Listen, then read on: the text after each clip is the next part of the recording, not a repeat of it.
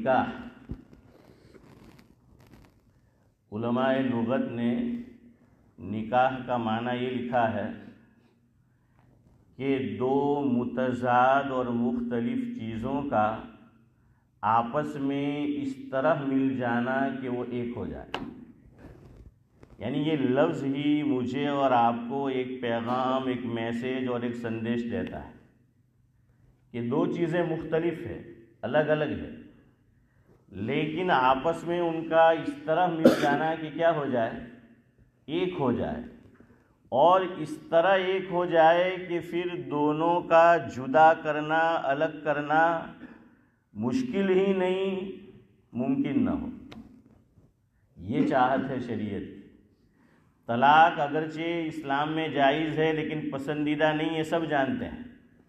تو یہ لفظ نکاح ہمیں یہ میسیج اور پیغام دیتا ہے کہ آپس میں ہسبینڈ اینڈ وائف کا آپس میں اس طرح مل جانا کہ دنیا کی کوئی طاقت پھر انہیں الگ نہیں کر سکتی. کسی نے کان میں کوئی بات ڈال دی، کسی نے کچھ کہہ دیا، نہیں، آپس میں ایک دوسرے پر اتنا اعتماد، بھروسہ اور ٹرسٹ ہو کہ دنیا کی بات ایک طرف، دنیا والوں کی بات ایک طرف، اور آپس میں ہسبینڈ اینڈ وائف کو دوسروں پر اعتماد ایک طرف. دو متضاد چیزیں، مختلف چیزیں، وہ آپس میں مل جائے اور ایک ہو جائے، یعنی اس کو الگ نہیں کر سکتے. اس کی مثال دی علماء لغت نے. پھول اور خوشبو، یہ دونوں الگ الگ چیزیں ہیں نا، پھول الگ ہے اور خوشبو الگ ہے، لیکن یہ آپس میں اس طرح مل جاتی ہیں کہ میں اور آپ پھول اور خوشبو کو الگ نہیں کر سکتے. ملک اور شوگر، یہ دونوں الگ الگ چیزیں ہیں. جب یہ مل جائے گی آپس میں تو ایسے ملے گی کہ میں اور آپ الگ نہیں کر سکتے. اسی لیے کوئی شوگر کا مریض ہو، ہمارے گھر آیا، ہم نے اس سے پوچھا نہیں، چائے بنا دی، اندر شوگر ڈالی ہے، وہ پوچھتا ہے کہ ہمیں شوگر لا کے دیس، تو کہ ہاں لا کے دیس، کہ سوری یار میں تو شوگر نو مریض ہوں، مارتی نہیں پیوائی. اگر الگ کر سکتے ہوتے تو وہ کیا کر لیتا، الگ کر لیتا نا. نئی ٹی بنانے کی ضرورت پیش نہیں آتی، پتہ چلا کہ اس کو الگ نہیں کر سکتے. آنکھ اور سرما، کہ سرما ہم نے آنکھ میں لگا دیا، جب وہ مل جائے گا تو ایسے جذب ہو جائے گا، ایسے مل جائے گا کہ اب اس کو الگ کرنا ممکن نہیں ہے. کرنے جاؤ گے آنکھ سے آنسو نکلیں گے. تو رشتے میں بندھے ہو، کوئی توڑنے کی کوشش کرے، ایسے مل جاؤ کہ ہماری آنکھوں سے نہیں، اس کی آنکھوں سے آنسو نکلے کہ میں اپنے برے مقصد میں کامیاب نہیں ہوا. پہلے تو ایسا کرنا نہیں چاہیے. اللہ کے نبی صلی اللہ علیہ وسلم نے حدیث پاک میں مفہوم ہے کہ لعنت ہے ان لوگوں پر کہ جو ہسبینڈ اور وائف کو الگ کرانے کی تدبیریں اور کوششیں کرتے ہیں. لعنت فرمائی اللہ کے نبی صلی اللہ علیہ وسلم. تو کئی مثالیں ہیں، دو متضاد چیزوں کا آپس میں اس طرح مل جانا کہ دونوں کا الگ کرنا ممکن نہ ہو.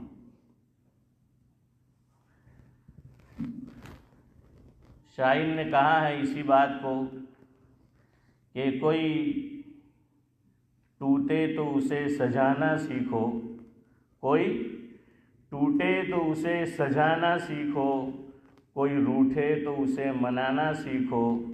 رشتے تو بنتے ہیں مقدر سے، انہیں خوبصورتی سے نبھانا سیکھو. تو رشتے کو کیا کرنا ہے، خوبصورتی سے نبھانا ہے. کہ روٹھے تو اس کو منانا ہے. احمد فراز نے کہا ہے ہمیں بھی آتی ہے روٹھنے کی عادت، کاش ہوتا کوئی ہمیں بھی منانے والا ہے. تو بیوی، یہ روٹھنا اس کی فطرت میں ہے، یاد رکھنا. تو اس کو منانا ہے، اس کو اچھا لگتا ہے، اس سے محبت بڑھتی ہے، ذرا دیکھ لینا. ہاں لیکن آپ لوگ کہیں کہ مول صاحب یار گیوارا ہم بھرے تو نو پرابلم اسٹارٹ ہے. تو خیر بہرحال اس کو بھی جان بوجھ کے بات بات پہ نہیں روٹنا چاہیے، لیکن یہ اس کی فطرت ہے، اس کو مناؤ. اس کو کیا لگتا ہے، اچھا لگتا ہے اس کو. تو قبول کی، آپس میں جڑ گئے، مل گئے، تو اب کیا کرنا ہے، یہ رشتے کو مرتے دم تک قائم کرنا ہے، قائم رکھنا ہے. جہاں سوال کے بدلے سوال ہوتا ہے، جہاں سوال کے بدلے سوال ہوتا ہے وہیں سے محبت کا زوال ہوتا ہے۔ کسی کو اپنا بنانا ہنر ہی صحیح، کسی کو اپنا بنانا ہنر ہی صحیح، کسی کا بن کے رہنا کمال ہوتا ہے۔ تو اپنا بنا لینا قبول کی کہہ کر یہ کوئی ہنر نہیں ہے۔ اور اگر مان لو چلو ایک درجے میں ہنر ہے، لیکن کمال یہ ہے، ہنر یہ ہے کہ آدمی زندگی بھر اس رشتے کو کیا کرے، نبھا کر جو ہے وہ دکھائے۔ رشتے نکاح کی قدر کیجئے، رشتے نکاح کی قدر کیجئے، کچھ اونچ نیچ ہو جائے تو صبر کیجئے۔ یہ رشتہ بڑا مقدس رشتہ ہے، یہ رشتہ بڑا مقدس رشتہ ہے، جلد بازی میں نہ اسے ختم کیجیے۔ تو ماں باپ جب بچے کو نکاح کے لیے اس کی تیاریاں کرتے ہیں، ہم ظاہری تیاریاں کرتے ہیں، اس کو آگے زندگی میں کیسے قدم رکھنا ہے، کیسے چلنا ہے وہ نہیں سکھاتے۔ سب سے پہلے بچہ جب نکاح کے لیے تیار ہو، اس کے دماغ میں یہ بات ڈالنا ہے کہ بیٹا نکاح ہم اس لیے نہیں کر رہے ہیں کہ آپس میں جو جائز ضرورت ہے اس کو پوری کرے، بلکہ اس سے آگے اوپر ہمارا مقصد ہے کہ یہ صرف حضرت نبی کریم صلی اللہ علیہ وسلم کی سنت نہیں، تمام انبیاء کی سنت ہے، اس لیے میں کر رہا ہوں۔ اور علماء نے لکھا کہ آدمی نکاح کے بندھن میں بندھ جاتا ہے تو گویا اس نے تمام انبیاء کی سنت پہ عمل کر لیا۔ نمبر 2 یہ سکھانا ہے کہ بھئی اس رشتے کو کیا کرنا ہے، مرتے دم تک جو ہے وہ نبھانا ہے۔ تو اللہ تبارک و تعالی جو ہے اس رشتے کو مرتے دم تک قائم رکھے، دونوں میں آپس میں خوب محبت اور مودت جو ہے وہ نصیب فرمائے۔ محبت اور مودت کیسے ہوگی، صرف اشارہ کر دیتا ہوں۔ علماء نے لکھا ہے اللہ تعالیٰ نے انسانی باڈی میں، جسم میں 2 چیزیں بغیر ہڈی کے بنائی ہیں۔ میرے اور آپ کی باڈی میں 2 چیزیں کیسی ہیں، بغیر ہڈی کی ہے۔ کون سی؟ زبان اور ارے کہاں ٹانگ یار ہیں کہ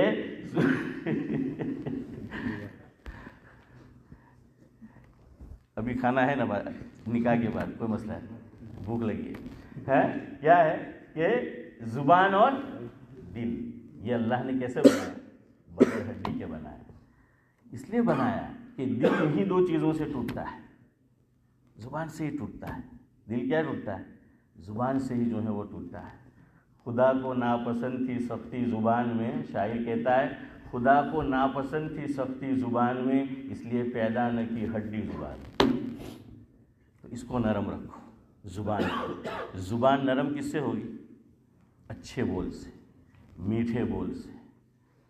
حالی کا شعر ہے کہ جہاں رام ہوتا ہے میٹھی زباں سے، جہاں رام ہوتا ہے یعنی بس میں آتا ہے، ہم اس کو اپنے قبضے میں کر سکتے ہیں۔ جہاں رام ہوتا ہے میٹھی زباں سے، نہیں لگتی اس میں دولت زیادہ۔ تو ایک تو اس کو کیا رکھو، ارے بولو کیا رکھو، میٹھی جو ہے وہ۔ دوسرا دل، دل کے اندر بھی اللہ نے کیا نہیں رکھی، ہڈی جو ہے وہ نہیں رکھی۔ تو دل جو ہے وہ نہیں دکھانا ہے، دل دل ہے۔ اور دل نرم ہوگا، نرم تو ہے ہی، اور نرم ہوگا کس سے، محبت سے۔ تو آپس میں کیا کرنا ہے، محبت جو ہے وہ کرنا ہے۔ ہمارا پرابلم یہ ہے شادی سے پہلے ہم پریم کر لیتے ہیں، کرنے کی چیز شادی کے بعد ہے۔ ہاں یہ پرابلم ہے، وہ سب پہلے نکل جاتا ہے، لو آفٹر میرج ہے، اور ہم نے پہلے کر لیا ہوتا ہے۔ یہ پرابلم ہے، اس لیے چیز کو باقی رکھو، تو یہ چیز پھر کیا ہے، وہ باقی رہے گی۔ آخری ربائی سنا کر گفتگو ختم کرتا ہوں۔ دل سے کھیلنا نہیں ہے، دل میں بسنا ہے۔ ہاں، عجیب درد ہے دل کے کونے میں، عجیب درد ہے دل کے کونے میں، سکون مل رہا ہے مجھ کو آج رونے میں۔ عجیب درد ہے دل کے کونے میں، سکون مل رہا ہے مجھ کو آج رونے میں۔ یہ کیا کیا کہ استعمال کرتے ہی پھینک دیا، یہ کیا کہ استعمال کرتے ہی پھینک دیا۔ ذرا سا فرق تو رکھو دل اور کھلونے میں۔ اللہ تبارک و تعالیٰ جو کچھ کہا سنا گیا سب سے پہلے مجھے اور اس کے بعد ہم تمام